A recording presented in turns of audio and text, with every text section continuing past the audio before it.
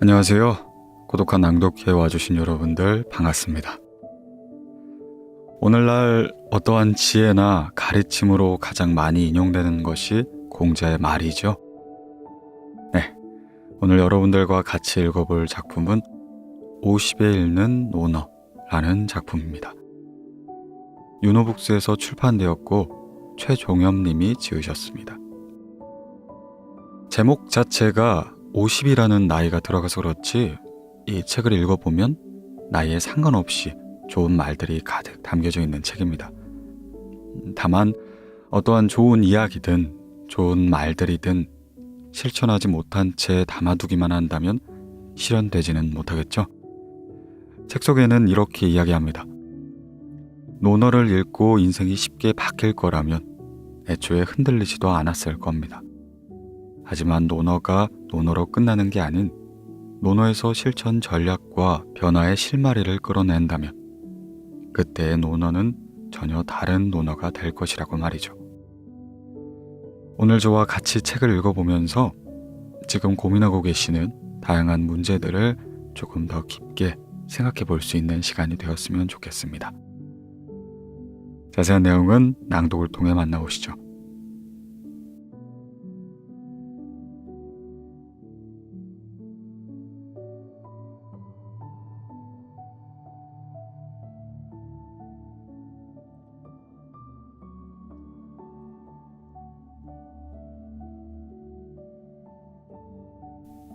어찌해야 할까? 심사숙고하는 힘.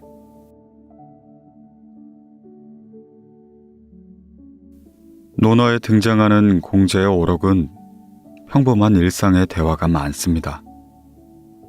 격식을 차리거나 잘 보이기 위해 일부러 꾸며낸 말이 아닌 반복되는 삶에서 제자들과 나눈 대화들이 대부분이죠. 여지야, 이 어구 역시 마찬가지입니다. 어찌해야 할까, 어찌해야 할까를 늘 되뇌이면서 공리에 공리를 더해야 한다고 강조하고 있습니다. 공리에 공리를 더한다. 저는 지금도 붓글씨를 잘 쓰는 사람을 보면 그렇게 부러울 수가 없습니다. 논어를 공부하면서 붓으로 논어를 써보면 좋겠다는 생각을 많이 했지만 막상 붓으로 직접 써보면 서체가 볼품없어 바로 찢어버리곤 했습니다. 숙련에 오래 걸리는 붓글씨보다 좀 더 빠르고 쉽게 익힐 수 있는 유용한 방법이 없을까 궁리를 하다 결국엔 젓가락에 먹물을 찍어 논어를 쓰게 되었습니다. 시작한 지 얼마 지나지 않아 어느 정도 마음에 드는 글씨체가 완성되어 이후 논어 강의 PPT는 모두 젓가락 서체를 사용했습니다. 세상에 쉬운 일은 없습니다. 쉬운 일은 내려가는 것뿐이죠. 성공이나 발전이 아닌 실패나 몰락으로 가는 길은 어렵지 않습니다. 하지만 위로 올라가는 길은 늘 어렵죠. 등산도, 공부도, 사업도, 인생도 마찬가지입니다. 그러니 공자께서도 여자의 정신의 필요성을 강조했던 것 같습니다. 논어에 일관성 있게 등장하는 공자의 가르침 중 하나는 스스로 방법을 찾게 하는 것입니다. 하나를 알려주면 3개 정도는 스스로 터득하길 바랬습니다. 직접적인 화법보단 은유적인 표현을 많이 사용했죠. 여자의 정신은 학교에서만 필요한 게 아닙니다. 개인과 가정, 조직과 기업, 국사를 논하는 조정에 이르기까지 모든 사람이 가져야 할 삶의 정신이라 할 수 있습니다. 일터에서는 특히 더 그렇습니다. 좋은 직장과 나쁜 직장이 따로 있는 게 아니라 그 안에서 어떻게 일하느냐가 더 중요하죠. 스스로 궁리하지 않는 사람은 아무리 좋은 직장에 다닌다고 해도 좋은 결과를 얻기 어렵습니다. 50에서 보는 인생의 후반전도 그렇습니다. 멋진 미래와 후진 미래가 따로 있는 게 아니라 주어질 시간을 어떻게 사용하느냐가 더 중요하죠. 스스로 궁리하지 않은 사람은 인생의 후반이 아무리 길다 해도 좋은 결과를 얻기 어렵습니다. 사람은 기댈 곳이 있으면 최선의 노력을 다하지 않는 경향이 있습니다. 이는 누구나 믿는 구석이 있으면 나태해지기 쉽다는 뜻이죠.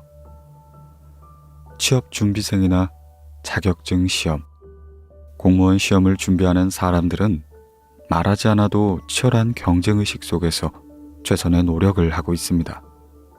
여지와 정신을 극도로 활용하는 시기가 아닐까 싶네요.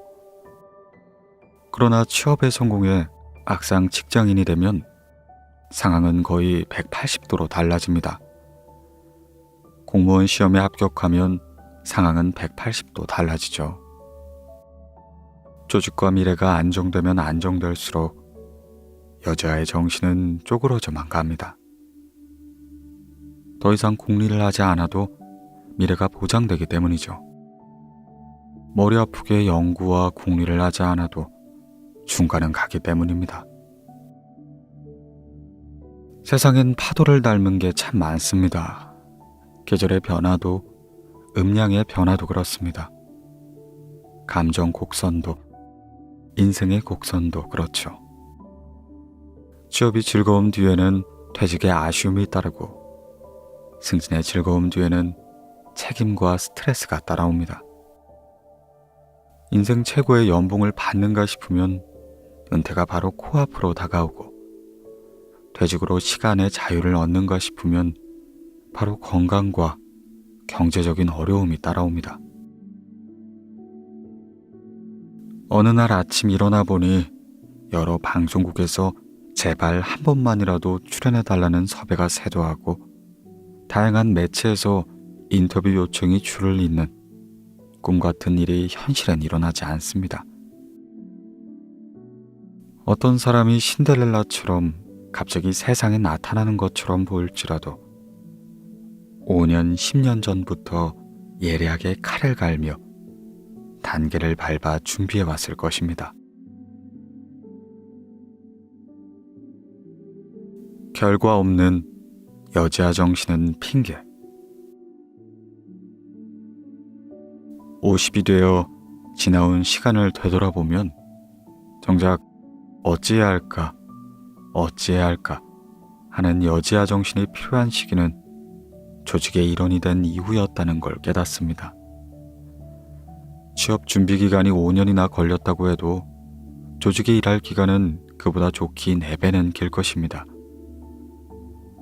누구나 준비하는 5년엔 최선을 다합니다.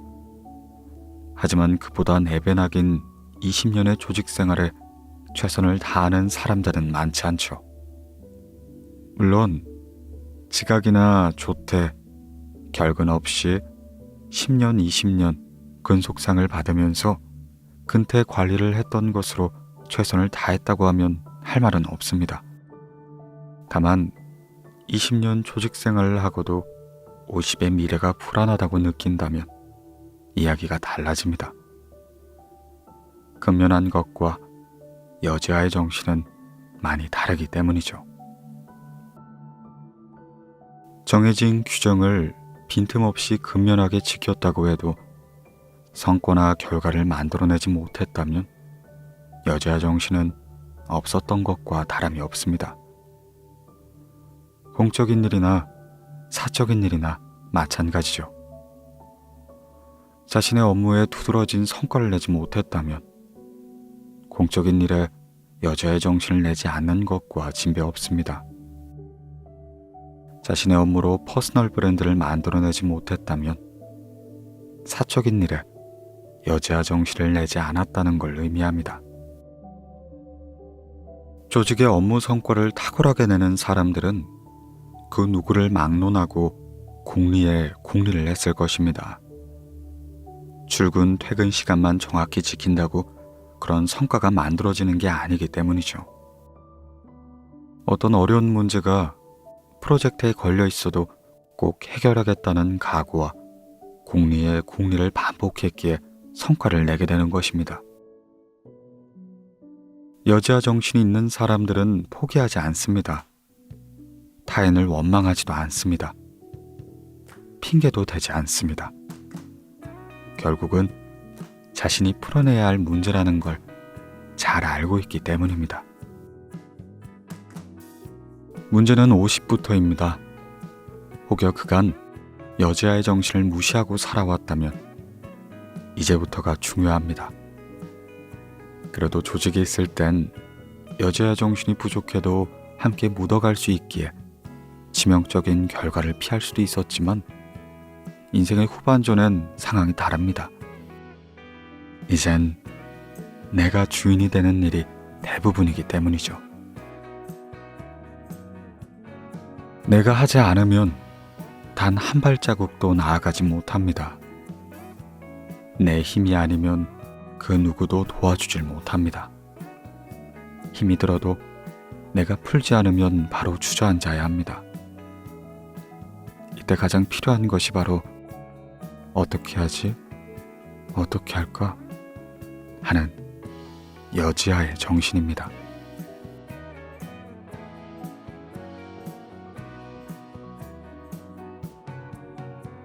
스스로 정한 원칙을 지키는 삶.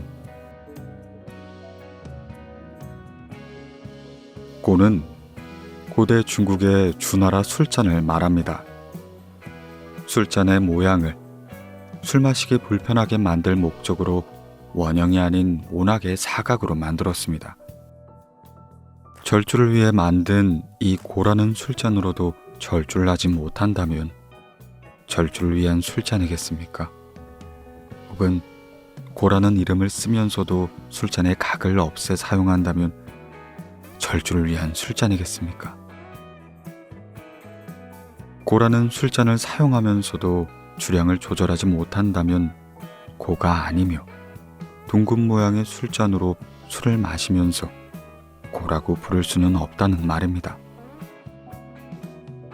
고대인들도 술을 마심에 있어 절주가 무척이나 어려웠던 게 틀림이 없습니다. 얼마나 술 조절이 어려웠으면 술잔을 각지게 만들어 물리적으로 불편하게 하고 모서리가 둥근 술잔으로 술을 마시면서도 술잔의 이름을 고라고 한 걸 보면 더욱이 그렇죠. 18년 동안 유배 생활을 했던 다산 정약용 선생은 고향에 있는 자식들에게 편지로 훈육을 냈습니다. 한 분은 둘째 아들에게 다음과 같이 편지를 보냈습니다. 네 형이 왔을 때 시험 삼아 술을 한 잔 마시게 했더니 취하지 않더구나. 그래서 너의 주량은 얼마나 되냐 물었더니 너는 네 형보다 배도 넘는다고 하더구나. 어찌 글 공부엔 이 아비의 버릇을 이을 줄 모르고 주량만을 아비를 훨씬 넘어서는 거냐. 좋지 못한 소식이구나. 네 외할아버지는 말술을 걷더니 마셔도 취하지 않으셨지만 평생 동안 술을 입에 가까이 하지 않으셨다. 벼슬을 그만두신 후 늙음하게 세월을 보내실 때가 되어서야 비로소 수십 방울 정도 들어갈 조그만 술잔을 하나 만들어 놓고 입술만 적시고 나셨다. 물은 나라를 망하게 하고 가정을 파탄하게 하는 흉패한 행동은 모두 술로 말미암아 비롯된다. 그러므로 옛날엔 고라는 술잔을 만들어 절제하였다. 후세에서는 고라는 술잔을 사용하면서도 능히 절제하지 않으므로 공자는 고라는 술잔을 사용하면서도 주량을 조절하지 못한다면 고라 할 수 있겠는가? 라고 말씀을 하셨다. 경계하여 절대로 입에 가까이 하지 말거라. 참으로 술 마시란 입술을 적시는 데 있다. 솜을 마시든 마시는 사람들은 입술이나 혀에는 적시지 않고 곧장 목구멍에다 탁 털어넣는다. 그들이 무슨 맛을 알겠느냐. 술을 마시는 정취는 살짝 취하는 데 있는 것이지. 얼굴빛이 홍당무처럼 붉어지고 구토를 해대고 잠에 골아 떨어진다면 무슨 술을 마시는 정치가 있겠느냐. 요컨대 술 마시길 좋아하는 사람들은 병에 걸리기만 하면 복사하기 쉽다. 주독이 오장육부에 스며들어 하루아침에 썩어 문드러지면 온몸이 무너지고 만다. 술로 인한 병은 등장되기도 하며 뇌조나 치루, 황달 등 별스러운 기괴한 병들이 있는데, 이러한 병이 일어나게 되면 백약의 효염이 없게 된다. 허니, 너에게 빌고도 비노니 술을 입에서 끊고 마시지 말도록 하여라. 이는 천리 타양 유배지에서 외롭게 유배사를 하는 아버지가 아들에게 보낸 간곡한 편지입니다. 원칙을 지키는 삶. 어디 술잔 뿐이겠습니까? 부모님께 들었던 일상의 기준, 선생님께 배운 공부와 생활의 원칙, 여러 책을 읽으면서 느꼈던 빛나는 인생의 교훈, 직장 선배나 상사들에게 들었던 직장 생활의 철칙, 영화로 배운 명대사들 뿐만 아니라 세상엔 수많은 원칙이 존재합니다. 원칙은 대체로 지키기가 쉽지 않습니다. 쉽게 행할 수 있는 것이라면 굳이 원칙으로 정해놓지도 않았을 것입니다. 술을 먹지 말라는 게 아니라 절제하라는 것인데 그게 그렇게 지키기가 어렵습니다. 달콤한 설탕이 많이 든 음료나 탄수화물 음식을 먹지 말라는 게 아니라 절제를 하라는 것인데 그것도 마찬가지죠. 한번 들어간 회사를 평생 다니라는 게 아니라 최소 3년은 다녀봐야 그 회사를 알 수 있다는 것인데 그것마저 쉽지 않습니다. 남들에게 욕 듣는 게 싫으면 욕하지 말라는 것인데 그것도 그러기가 쉽지 않죠. 남들이 거만한 것이 싫으면 나도 남들에게 거만하지 말라는 것인데 그것도 그렇습니다. 비단 개인에게만 국한되지는 않습니다. 국회가 국회의원들의 권위와 수당만 열심히 챙긴다면 그게 국회이겠습니까? 검찰이 검사들의 안위와 권위만 챙긴다면 그게 검찰이겠습니까? LH가 직원들의 투기를 용이한다면 그게 LH겠습니까? 세상이 아무리 그럴듯한 명분의 법주문이 거미줄처럼 촘촘하게 조직화되어 있어도 이를 모두에게 적용되지 못하고 선별적으로 적용된다면 그게 민주주의의 법이겠습니까? 평범함을 지키는 삶. 50이 되면 뛰어남보단 평범함이 행복에 더 가깝다는 걸 깨닫습니다. 그래서 사람들은 아프지 않고 슬프지 않고 억울하지 않고 억압받지 않고 비난받지 않고 가난하지 않게 살고 싶어 합니다. 너무 많이 아프지 않고 너무 많이 슬프지 않고 너무 많이 억울하지 않고 너무 많이 억압받지 않고 너무 많이 비난받지 않고 너무 많이 가난하지 않게라도 살고 싶어 합니다. 하지만 원칙을 지키는 어려움만큼이나 평범함을 지키는 게 참 만만치가 않습니다. 50이 되고 보면 소소했었던 평범함이 큰 행복이었다는 걸 알게 되죠.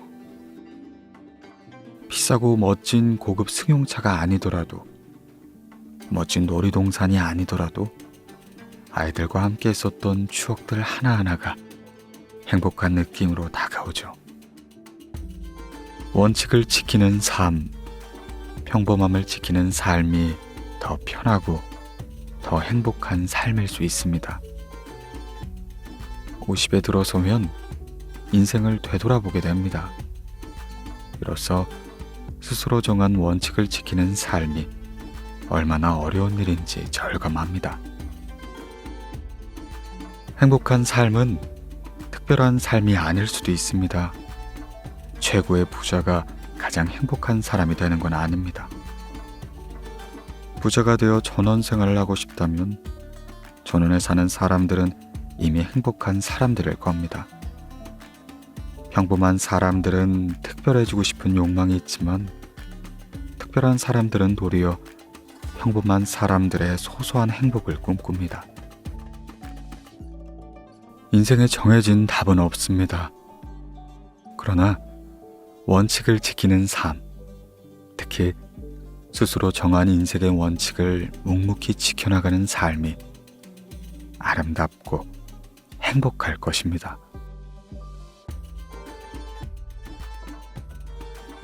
소명을 알고 예를 알고 말을 안다는 것. 논어의 마지막 어구 새 문장에는 중요한 기준이 들어 있습니다. 목적 있는 삶, 바르게 사는 삶, 함께하는 삶의 원칙이죠. 50에 더 의미 있게 다가오는 삶의 기준입니다. 삶의 목적이 무엇인지 알기 위해 철학자가 될 필요는 없지만 공자께서는 나이 50에 그것을 정확하게 알아차렸다고 했습니다. 공자의 천명은 주나라 초기처럼 만 백성이 모두 행복한 대동사회로의 회복을 위해 자신의 삶을 걸겠다는 것이었습니다. 천명을 이루고자 현실적으로 가장 빠른 길은 정치권으로 뛰어들어 권력의 힘을 이용하여 나라를 개혁하는 것이었죠. 공자는 50대 초반에 드디어 기회를 잡게 됩니다. 기회를 잡은 공자는 능력을 발휘하여 고속 승진 끝에 노나라 재상을 겸직한 대사구 자리에 오릅니다. 삼부지, 명과 예와 말. 부지명. 명을 알지 못하면 군자가 될 수 없다. 천명을 알지 못하거나 자신의 소명을 알지 못하면 리더다운 리더로 서기 쉽지 않다는 뜻입니다. 삶의 목적을 분명히 정하거나 가야 할 목표를 명확히 정하지 않으면 리더는커녕 자기 한 몸 건사하기도 쉽지 않습니다. 부지래. 예를 알지 못하면 일어설 수 없다. 우리는 혼자 살 수 없습니다. 누군가의 도움 없이는 단 하루도 제대로 살아가기 어렵죠. 태어나 최소 3년 동안은 부모의 지극정성이 아니라면 그 누구도 살아남기 어렵습니다. 2-3살 아이들도 혼자보단 놀이방이나 어린이집의 아이들을 통하면 말문도 쉽게 열립니다. 코로나 감염증으로 인한 변화로 학교가 공부만 하는 것이 아니라는 게 이미 밝혀졌습니다. 직장이야말로 혼자서는 아무것도 할 수 없는 것이며 사회생활은 더 말할 나위도 없습니다. 공동생활에는 기준이 필요합니다. 최소한의 충돌과 갈등은 막아야 함께 살아갈 수 있기 때문입니다. 다수가 오른쪽으로 통행하는데 누군가는 굳이 왼쪽 통행을 고집한다면 충돌은 피할 수가 없습니다. 그게 자동차 운전이라면 돌이킬 수 없는 치명상을 줄 수 있죠. 그래서 소소한 것은 약속으로, 중한 것은 법조문으로 기준을 정하는 것입니다. 예를 알지 못하면 일어설 수 없다. 예를 알지 못하면 사회에서 함께 살아가기 어렵다고 말하는 것이죠.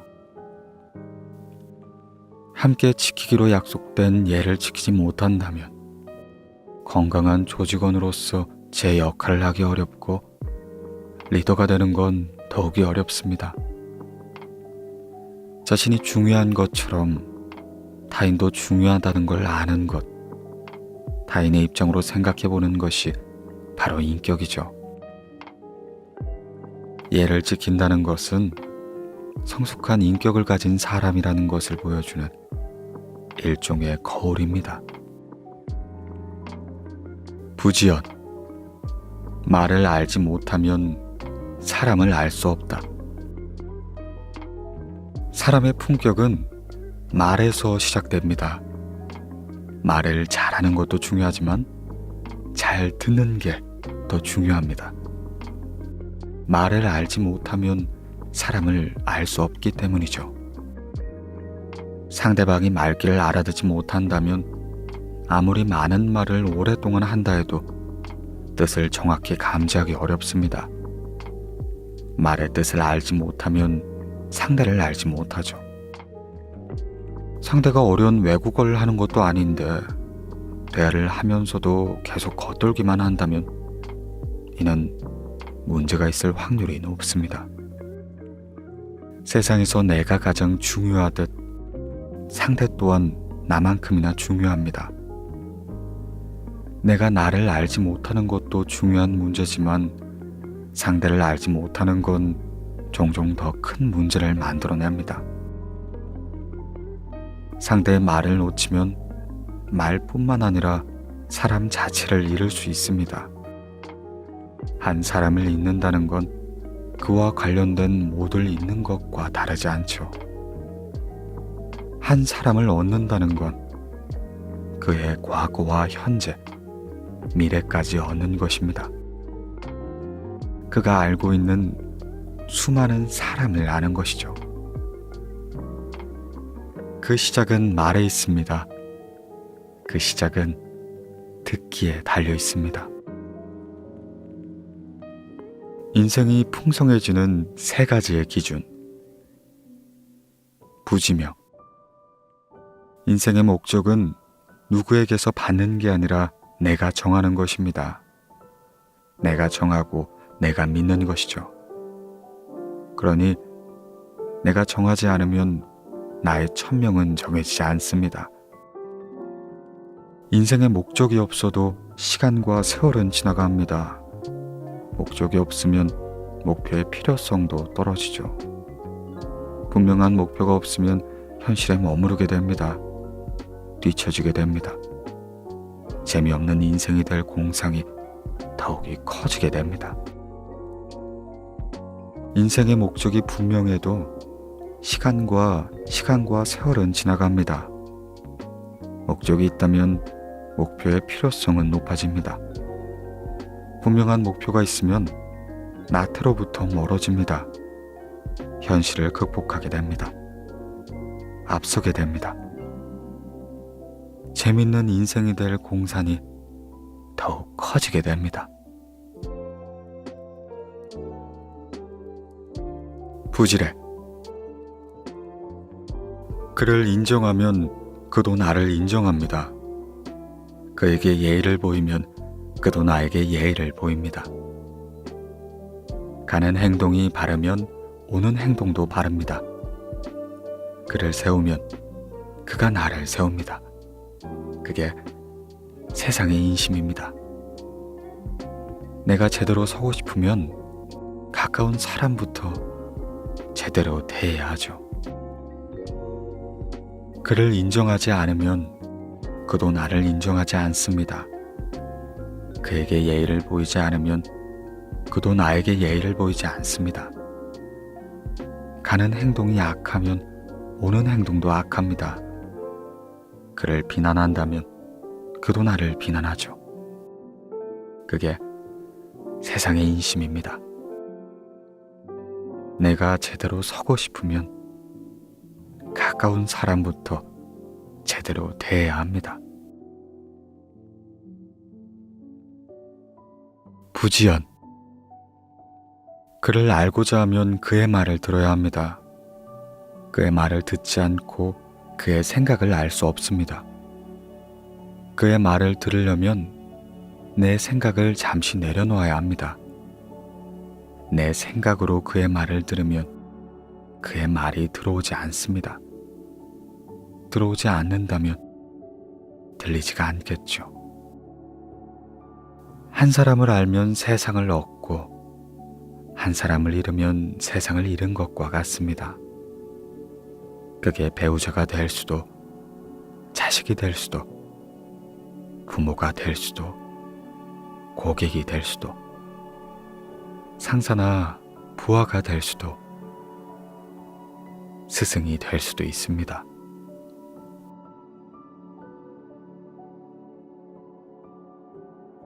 단 하루를 살아도 사람답게 산다. 춘추 시대는 격변의 시대였습니다. 각국의 제후들은 패권 경쟁에서 살아남고자 모든 수단을 강구해야 했죠. 승리를 위해서라면 그 어떤 권무술수와 비열한 방법도 마다하지 않았습니다. 주나라 초기인 인의 정치는 이미 사라진 지 오래였습니다. 나라에 군주다운 군주가 없으니 고위 관리들은 관리대로 자식의 익속만 챙기며 군주를 군주로 대하지 않았습니다. 반역과 반란이 반복되면서 백성들의 삶은 착취 속 고통의 연속이었습니다. 공자의 고국이었던 노나라의 상황은 사만이라고 불리는 새 가문의 횡포로 그야말로 최악이었습니다. 공자는 최선을 다했지만 노나라를 떠날 수밖에 없었고 인과 바른 도가 통용되는 세상으로서의 변화를 위해 14년 이상을 떠돌아다니며 천하를 주유했지만 결과는 너무나 초라했죠. 결국 68세에 노나라로 돌아와 제자들을 가르치고 춘추를 쓰면서 죽음을 맞이해야만 했습니다. 공자는 세상이 바르게 돌아간다는 백성들의 말을 들을 수만 있다면 그날 저녁에 죽어도 좋다 했습니다. 이는 단 하루를 살아도 사람답게 살아가는 세상을 만나고 싶다는 말이며 간절하게 바라던 일을 이루면 더 이상의 여한이 없겠다는 뜻이었습니다. 누구에게 한 번이라도 뜨거웠는가? 살아있는 모든 것들은 죽습니다. 시간이 정해져 있지 않을 뿐 그 누구도 예외가 될 수 없습니다. 죽음은 아직도 미지의 세계입니다. 죽다 살아날 수는 있어도 죽음을 경험해 본다는 건 불가능한 일입니다. 누구나 죽고 싶지 않을 뿐더러 죽음을 두려워하죠. 어떤 이는 영원한 이별의 두려움을 느끼고 어떤 이는 극도의 고통이 오지 않을까 무서워합니다. 어떤 이는 심판을 받지 않을까 무서워하고 어떤 이는 이루지 못한 아쉬움에 떠나는 것을 두려워합니다. 그런데 공자는 도를 들으면 죽어도 좋다 했습니다. 연탄재에 함부로 발로 차지 마라. 너는 누구에게 한 번이라도 뜨거운 사람이었느냐? 안도연 시인의 너에게 묻는다 라는 시입니다. 요즘이야 자주 볼 수 없지만 얼마 전까지만 해도 겨울이면 길 모퉁이 언덕배기에서 자주 봤던 차갑게 식어버린 연탄재입니다. 빙판길 위에서 이리저리 채어 산산이 부서지고 마는 연탄재이지만 지난밤 새벽까지 주인을 위해 온몸을 하얗게 불살랐던 그 연탄재입니다. 50이 되어 반문해 봅니다. 아직 연탄재처럼 식어버린 건 아니지만 지금껏 단 한 번이라도 누구를 위해 그토록 뜨겁게 인생을 불사른 적이 있었던가. 누군가를 위한다곤 했지만 그게 정말 그를 위한 것인지 아니면 나를 위한 것이었는지 돌이켜봅니다. 배우자를 진정 뜨겁게 사랑한 적이 언제였던가? 친구를 진정 뜨겁게 아낀 적이 있었던가? 부모님께 진정으로 뜨거운 효도를 한 적이 있었는가? 상사를 뜨겁게 보좌한 적이 있었는가? 함께하는 공동체 동호인들과 함께 진정 뜨거운 시간을 보낸 적이 있었는가? 사랑한다는 말은 했지만 정말 열정을 다해 사랑했는가? 깊은 우정이라고 말했지만 그가 외롭고 힘들 때 슬쩍 외면하진 않았는가? 힘이 빠지고 정신이 혼미해진 부모님께도 평소보다 더 뜨겁게 효성을 보였는가? 앞에선 존경한다고 말했지만 뒤에서 진정으로 상사를 따르고 보좌했는가? 50이 되어 다시 희망해 봅니다. 타인을 향한 불평을 멈추고 나 혼자만이라도 제대로 잘해 나갈 수 있기를 기대해 봅니다. 나는 뜨거운 사람이었을까? 나는 나에게 얼마나 뜨거운 사람이었을까? 자신할 수 없습니다. 글쎄요, 남들만큼 살았다고는 했지만 남들보다 더한 열정을 가지고 뜨겁게 살았다고 하기엔 걸리는 것이 너무 많습니다. 지금까지도 열정적으로 살지 못했는데 바뀐다고 해도 앞으로 얼마나 더 바뀔 수 있을까 염려가 들지만 그래도 희망해 봅니다. 단지 열정 하나 보탰을 뿐. 10년 후에도 이 질문에 답해야 합니다. 20년 후에도 마찬가지입니다. 답은 명료해집니다. 단 한 번이라도 뜨겁게 살아보자고 지금 결정하는 것입니다.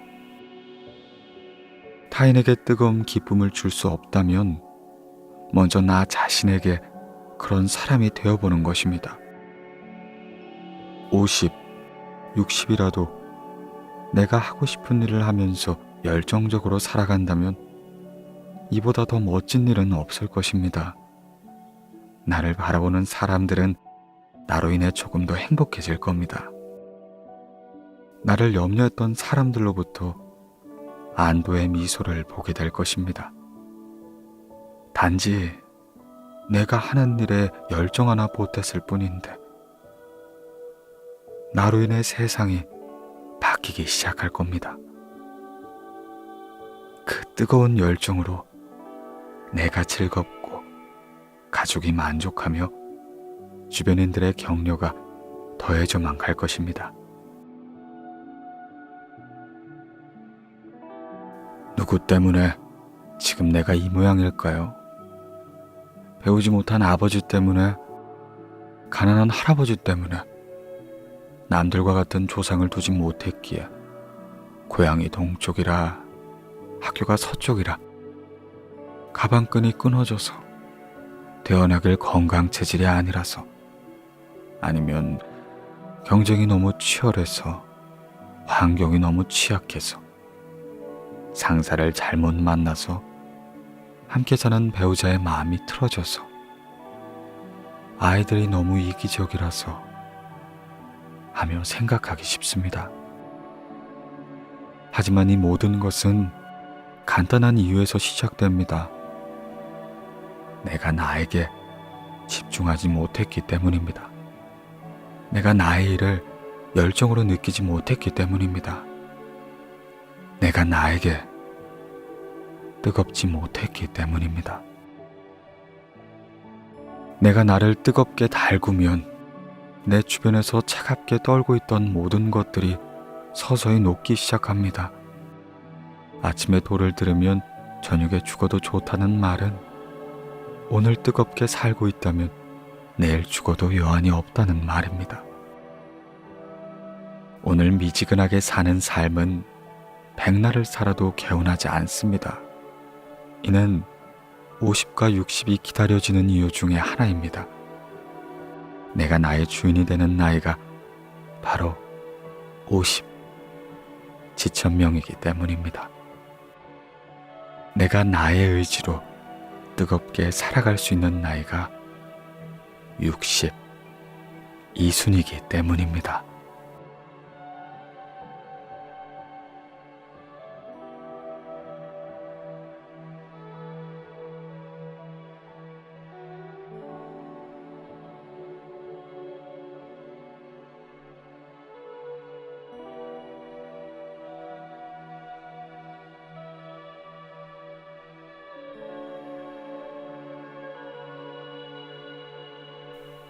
어찌해야 할까? 심사숙고하는 힘.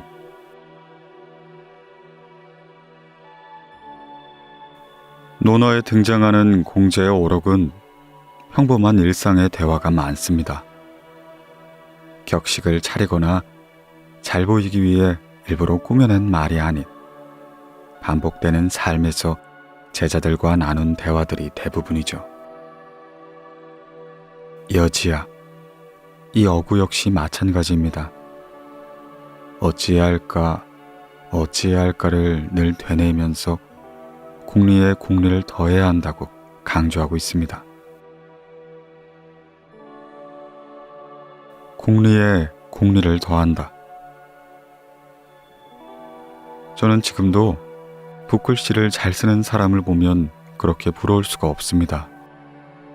논어를 공부하면서 붓으로 논어를 써보면 좋겠다는 생각을 많이 했지만 막상 붓으로 직접 써보면 서체가 볼품없어 바로 찢어버리곤 했습니다.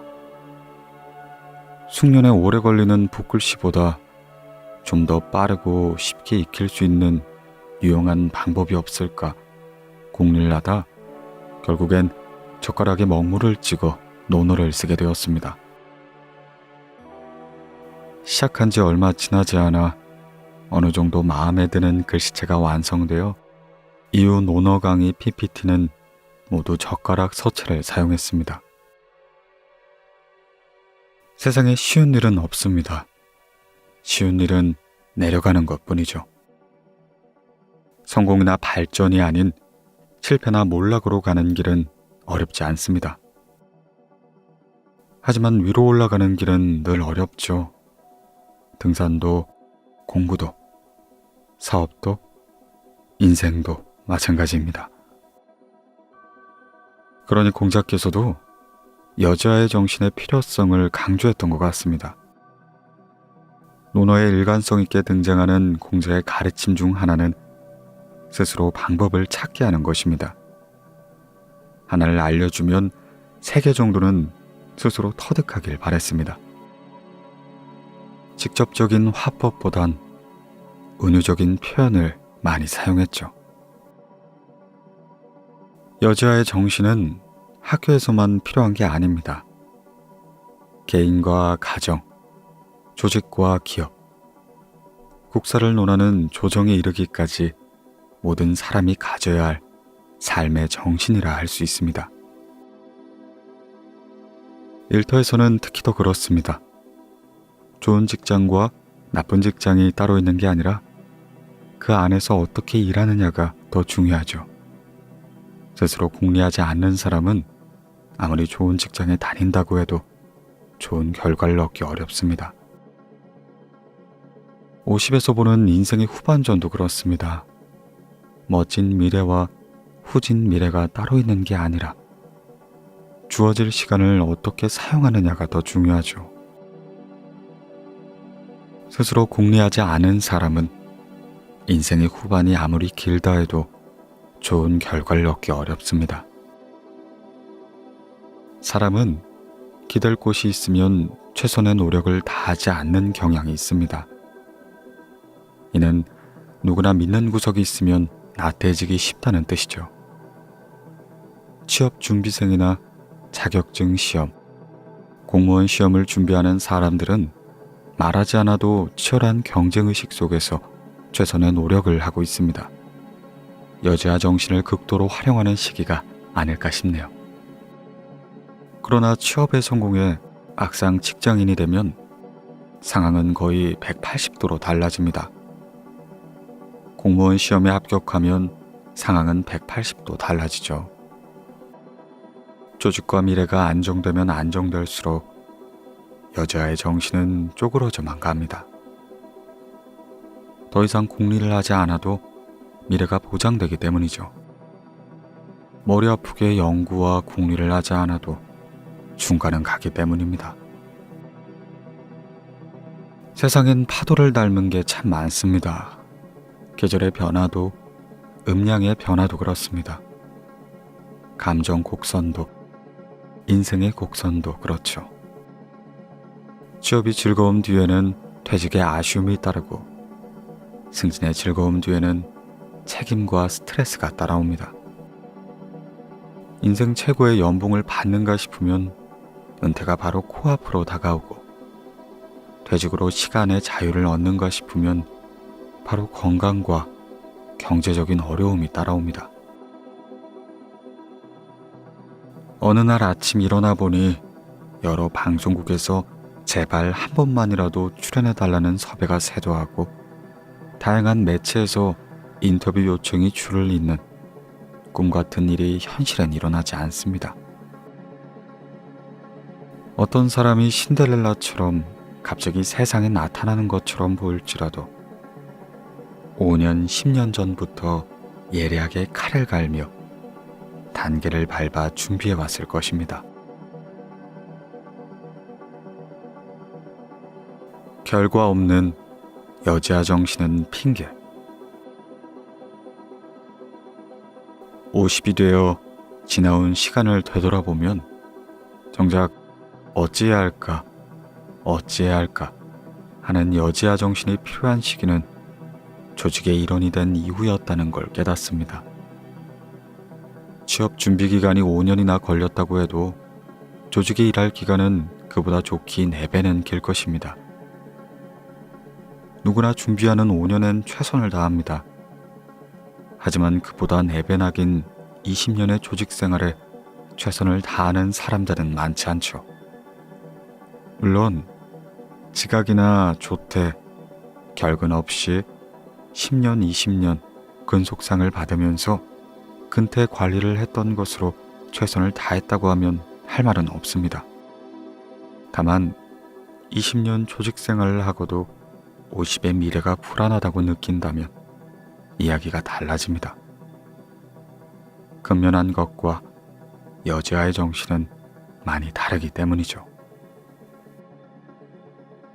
정해진 규정을 빈틈없이 근면하게 지켰다고 해도 성과나 결과를 만들어내지 못했다면 여지아 정신은 없었던 것과 다름이 없습니다. 공적인 일이나 사적인 일이나 마찬가지죠. 자신의 업무에 두드러진 성과를 내지 못했다면 공적인 일에 여자의 정신을 내지 않는 것과 진배 없습니다. 자신의 업무로 퍼스널 브랜드를 만들어내지 못했다면 사적인 일에 여자 정신을 내지 않았다는 걸 의미합니다. 조직의 업무 성과를 탁월하게 내는 사람들은 그 누구를 막론하고 궁리에 궁리를 했을 것입니다. 출근, 퇴근 시간만 정확히 지킨다고 그런 성과가 만들어지는 게 아니기 때문이죠. 어떤 어려운 문제가 프로젝트에 걸려 있어도 꼭 해결하겠다는 각오와 궁리에 궁리를 반복했기에 성과를 내게 되는 것입니다. 여지아 정신이 있는 사람들은 포기하지 않습니다. 타인을 원망하지도 않습니다. 핑계도 대지 않습니다. 결국은 자신이 풀어내야 할 문제라는 걸 잘 알고 있기 때문입니다. 문제는 50부터입니다. 혹여 그간 여지아의 정신을 무시하고 살아왔다면 이제부터가 중요합니다. 그래도 조직에 있을 땐 여지아 정신이 부족해도 함께 묻어갈 수 있기에 치명적인 결과를 피할 수도 있었지만 인생의 후반전엔 상황이 다릅니다. 이젠 내가 주인이 되는 일이 대부분이기 때문이죠. 내가 하지 않으면 단 한 발자국도 나아가지 못합니다. 내 힘이 아니면 그 누구도 도와주질 못합니다. 힘이 들어도 내가 풀지 않으면 바로 주저앉아야 합니다. 이때 가장 필요한 것이 바로 어떻게 하지? 어떻게 할까? 하는 여지아의 정신입니다.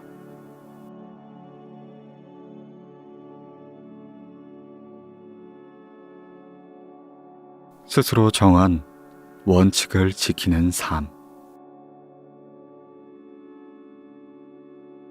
고는 고대 중국의 주나라 술잔을 말합니다.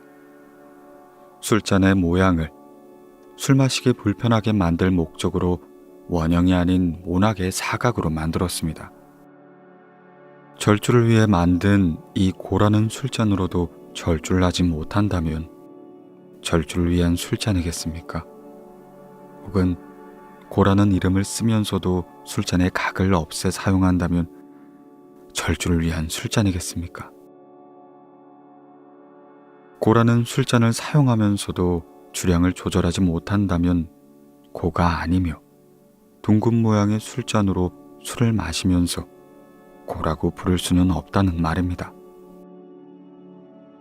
고대인들도 술을 마심에 있어 절주가 무척이나 어려웠던 게 틀림이 없습니다.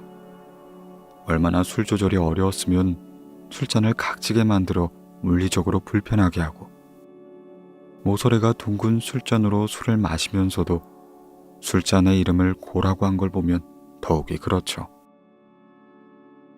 18년 동안 유배 생활을 했던 다산 정약용 선생은 고향에 있는 자식들에게 편지로 훈육을 냈습니다. 한 분은 둘째 아들에게 다음과 같이 편지를 보냈습니다. 네 형이 왔을 때 시험 삼아 술을 한 잔 마시게 했더니 취하지 않더구나.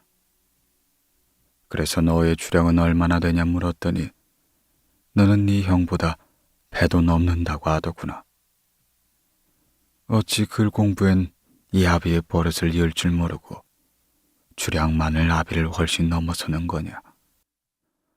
좋지 못한 소식이구나. 내 외할아버지는 말술을 걷더니 마셔도 취하지 않으셨지만 평생 동안 술을 입에 가까이 하지 않으셨다. 벼슬을 그만두신 후 늙음하게 세월을 보내실 때가 되어서야 비로소 수십 방울 정도 들어갈 조그만 술잔을 하나 만들어 놓고 입술만 적시고 나셨다. 물은 나라를 망하게 하고 가정을 파탄하게 하는 흉패한 행동은 모두 술로 말미암아 비롯된다. 그러므로 옛날엔 고라는 술잔을 만들어 절제하였다. 후세에서는 고라는 술잔을 사용하면서도 능히 절제하지 않으므로 공자는 고라는 술잔을 사용하면서도 주량을 조절하지 못한다면 고라 할 수 있겠는가? 라고 말씀을 하셨다.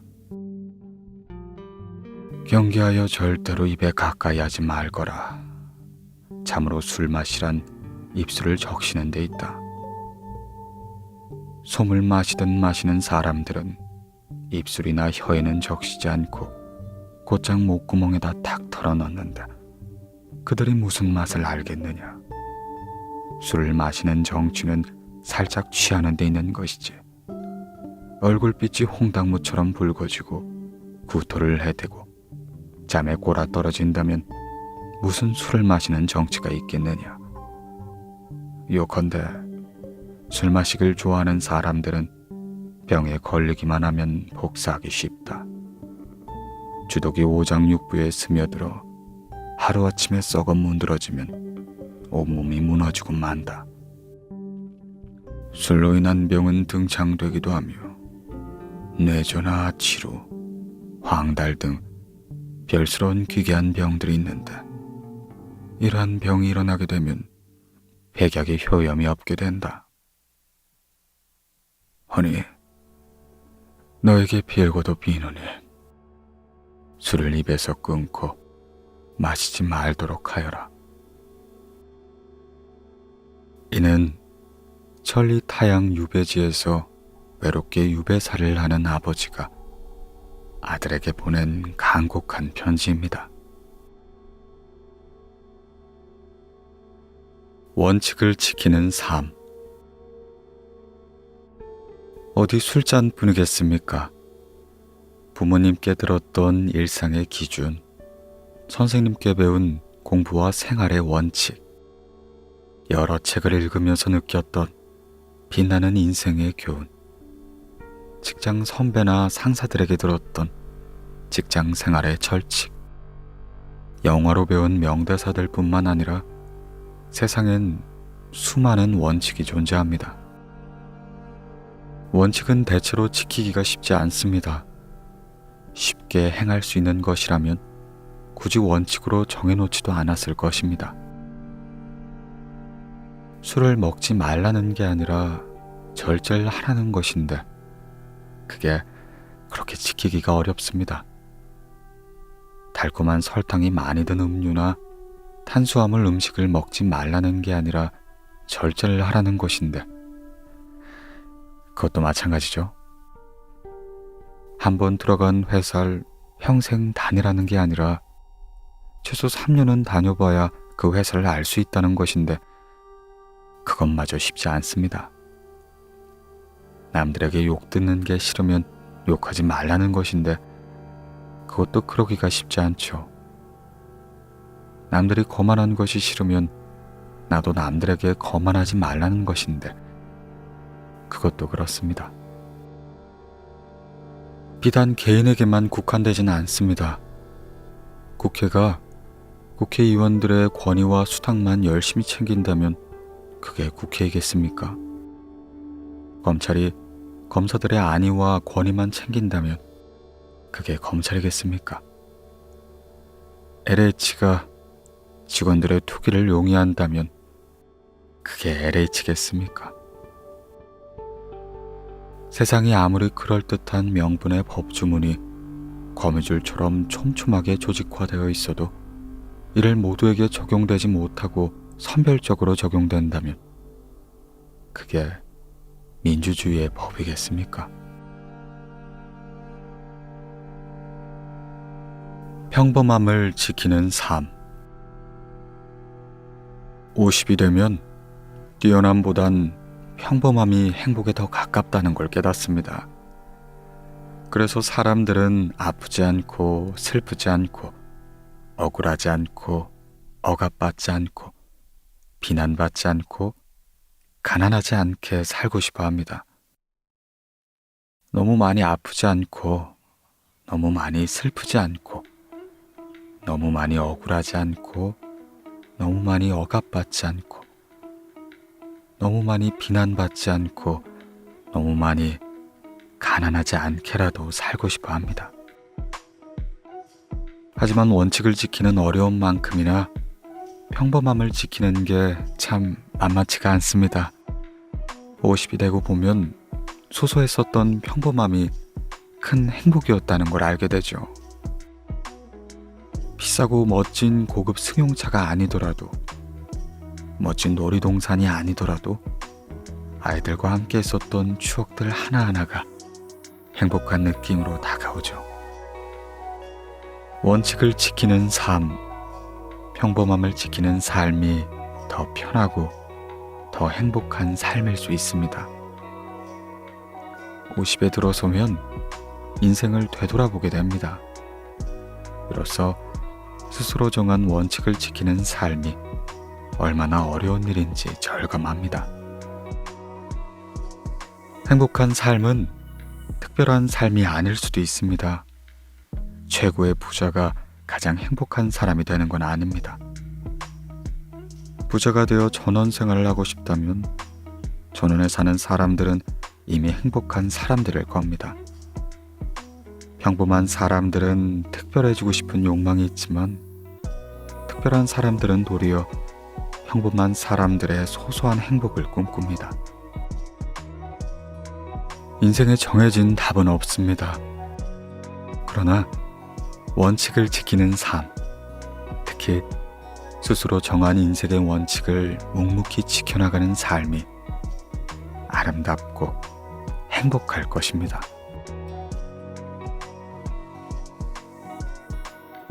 소명을 알고 예를 알고 말을 안다는 것. 노노의 마지막 어구 새 문장에는 중요한 기준이 들어 있습니다. 목적 있는 삶, 바르게 사는 삶, 함께하는 삶의 원칙이죠. 50에 더 의미 있게 다가오는 삶의 기준입니다. 삶의 목적이 무엇인지 알기 위해 철학자가 될 필요는 없지만 공자께서는 나이 50에 그것을 정확하게 알아차렸다고 했습니다. 공자의 천명은 주나라 초기처럼 만 백성이 모두 행복한 대동사회로의 회복을 위해 자신의 삶을 걸겠다는 것이었습니다. 천명을 이루고자 현실적으로 가장 빠른 길은 정치권으로 뛰어들어 권력의 힘을 이용하여 나라를 개혁하는 것이었죠. 공자는 50대 초반에 드디어 기회를 잡게 됩니다. 기회를 잡은 공자는 능력을 발휘하여 고속 승진 끝에 노나라 재상을 겸직한 대사구 자리에 오릅니다. 삼부지, 명과 예와 말. 부지명. 명을 알지 못하면 군자가 될 수 없다. 천명을 알지 못하거나 자신의 소명을 알지 못하면 리더다운 리더로 서기 쉽지 않다는 뜻입니다. 삶의 목적을 분명히 정하거나 가야 할 목표를 명확히 정하지 않으면 리더는커녕 자기 한 몸 건사하기도 쉽지 않습니다. 부지래. 예를 알지 못하면 일어설 수 없다. 우리는 혼자 살 수 없습니다. 누군가의 도움 없이는 단 하루도 제대로 살아가기 어렵죠. 태어나 최소 3년 동안은 부모의 지극정성이 아니라면 그 누구도 살아남기 어렵습니다. 2-3살 아이들도 혼자보단 놀이방이나 어린이집의 아이들을 통하면 말문도 쉽게 열립니다. 코로나 감염증으로 인한 변화로 학교가 공부만 하는 것이 아니라는 게 이미 밝혀졌습니다. 직장이야말로 혼자서는 아무것도 할 수 없는 것이며 사회생활은 더 말할 나위도 없습니다. 공동생활에는 기준이 필요합니다. 최소한의 충돌과 갈등은 막아야 함께 살아갈 수 있기 때문입니다. 다수가 오른쪽으로 통행하는데 누군가는 굳이 왼쪽 통행을 고집한다면 충돌은 피할 수가 없습니다. 그게 자동차 운전이라면 돌이킬 수 없는 치명상을 줄 수 있죠. 그래서 소소한 것은 약속으로, 중한 것은 법조문으로 기준을 정하는 것입니다. 예를 알지 못하면 일어설 수 없다. 예를 알지 못하면 사회에서 함께 살아가기 어렵다고 말하는 것이죠.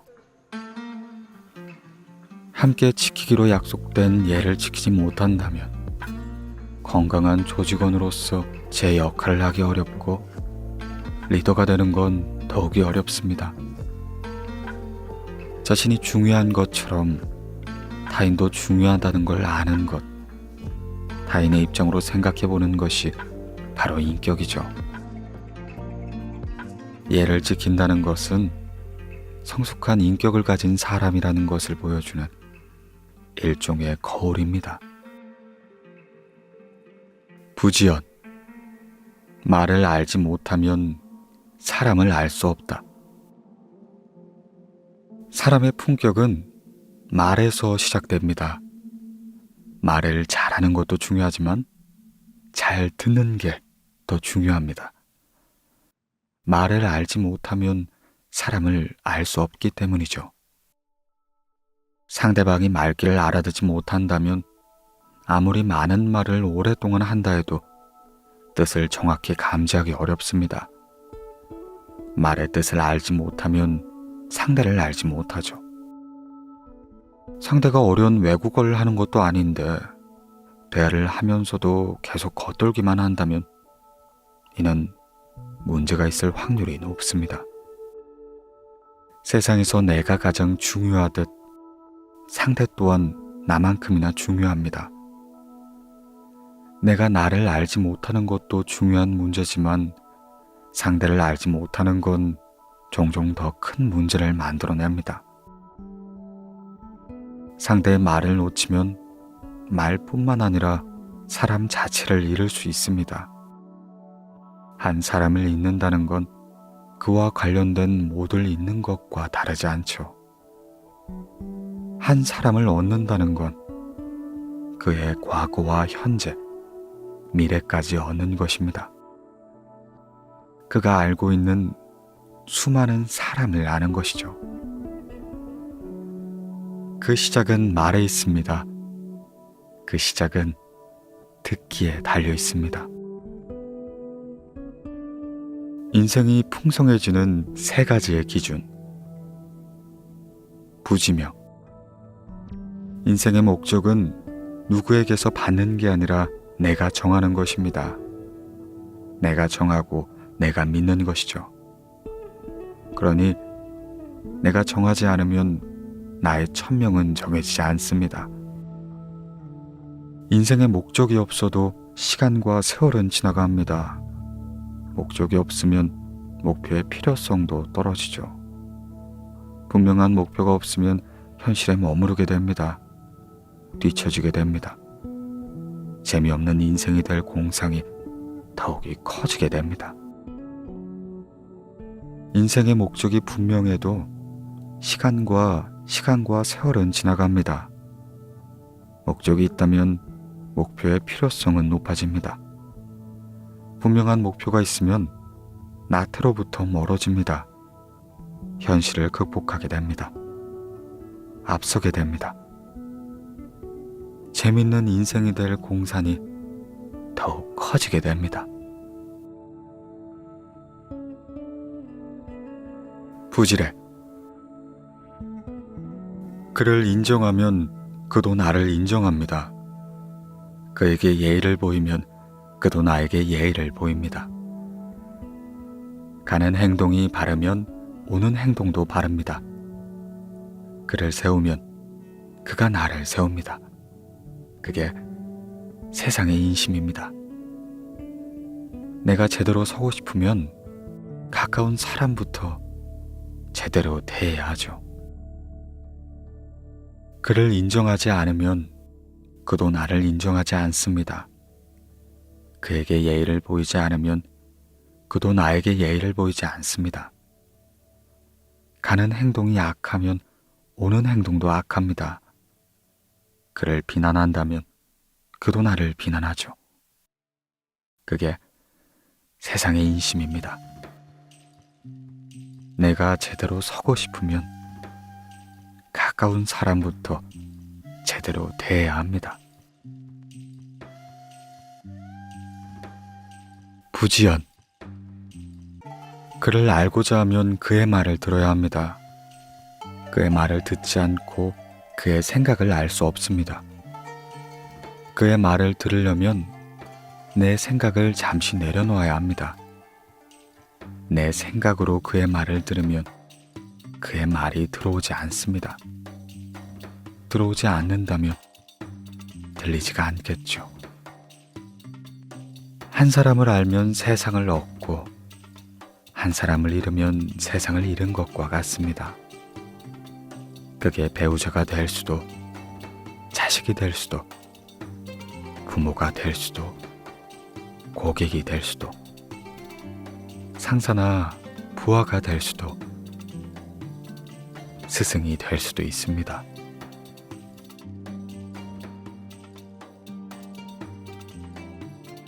단 하루를 살아도 사람답게 산다. 춘추시대는 격변의 시대였습니다. 각국의 제후들은 패권 경쟁에서 살아남고자 모든 수단을 강구해야 했죠. 승리를 위해서라면 그 어떤 권무술수와 비열한 방법도 마다하지 않았습니다. 주나라 초기인 인의 정치는 이미 사라진 지 오래였습니다. 나라에 군주다운 군주가 없으니 고위 관리들은 관리대로 자식의 익속만 챙기며 군주를 군주로 대하지 않았습니다. 반역과 반란이 반복되면서 백성들의 삶은 착취 속 고통의 연속이었습니다. 공자의 고국이었던 노나라의 상황은 사만이라고 불리는 새 가문의 횡포로 그야말로 최악이었습니다. 공자는 최선을 다했지만 노나라를 떠날 수밖에 없었고, 인과 바른 도가 통용되는 세상으로서의 변화를 위해 14년 이상을 떠돌아다니며 천하를 주유했지만 결과는 너무나 초라했죠. 결국 68세에 노나라로 돌아와 제자들을 가르치고 춘추를 쓰면서 죽음을 맞이해야만 했습니다. 공자는 세상이 바르게 돌아간다는 백성들의 말을 들을 수만 있다면 그날 저녁에 죽어도 좋다 했습니다. 이는 단 하루를 살아도 사람답게 살아가는 세상을 만나고 싶다는 말이며, 간절하게 바라던 일을 이루면 더 이상의 여한이 없겠다는 뜻이었습니다. 누구에게 한 번이라도 뜨거웠는가? 살아있는 모든 것들은 죽습니다. 시간이 정해져 있지 않을 뿐 그 누구도 예외가 될 수 없습니다. 죽음은 아직도 미지의 세계입니다. 죽다 살아날 수는 있어도 죽음을 경험해 본다는 건 불가능한 일입니다. 누구나 죽고 싶지 않을 뿐더러 죽음을 두려워하죠. 어떤 이는 영원한 이별의 두려움을 느끼고, 어떤 이는 극도의 고통이 오지 않을까 무서워합니다. 어떤 이는 심판을 받지 않을까 무서워하고, 어떤 이는 이루지 못한 아쉬움에 떠나는 것을 두려워합니다. 그런데 공자는 도를 들으면 죽어도 좋다 했습니다. 연탄재에 함부로 발로 차지 마라. 너는 누구에게 한 번이라도 뜨거운 사람이었느냐? 안도연 시인의 너에게 묻는다 라는 시입니다. 요즘이야 자주 볼 수 없지만 얼마 전까지만 해도 겨울이면 길 모퉁이 언덕배기에서 자주 봤던 차갑게 식어버린 연탄재입니다. 빙판길 위에서 이리저리 채어 산산이 부서지고 마는 연탄재이지만 지난밤 새벽까지 주인을 위해 온몸을 하얗게 불살랐던 그 연탄재입니다. 50이 되어 반문해 봅니다. 아직 연탄재처럼 식어버린 건 아니지만 지금껏 단 한 번이라도 누구를 위해 그토록 뜨겁게 인생을 불사른 적이 있었던가. 누군가를 위한다곤 했지만 그게 정말 그를 위한 것인지 아니면 나를 위한 것이었는지 돌이켜봅니다. 배우자를 진정 뜨겁게 사랑한 적이 언제였던가? 친구를 진정 뜨겁게 아낀 적이 있었던가? 부모님께 진정으로 뜨거운 효도를 한 적이 있었는가? 상사를 뜨겁게 보좌한 적이 있었는가? 함께하는 공동체 동호인들과 함께 진정 뜨거운 시간을 보낸 적이 있었는가? 사랑한다는 말은 했지만 정말 열정을 다해 사랑했는가? 깊은 우정이라고 말했지만 그가 외롭고 힘들 때 슬쩍 외면하진 않았는가? 힘이 빠지고 정신이 혼미해진 부모님께도 평소보다 더 뜨겁게 표정을 보였는가? 앞에선 존경한다고 말했지만 뒤에서 진정으로 상사를 따르고 보자 했는가? 50이 되어 다시 희망해 봅니다. 타인을 향한 불평을 멈추고 나 혼자만이라도 제대로 잘해 나갈 수 있기를 기대해 봅니다. 나는 뜨거운 사람이었을까? 나는 나에게 얼마나 뜨거운 사람이었을까? 자신할 수 없습니다. 글쎄요, 남들만큼 살았다고는 했지만 남들보다 더한 열정을 가지고 뜨겁게 살았다고 하기엔 걸리는 것이 너무 많습니다.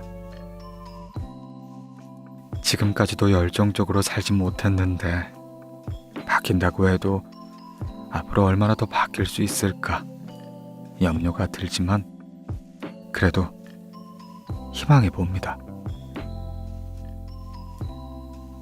단지 열정 하나 보탰을 뿐.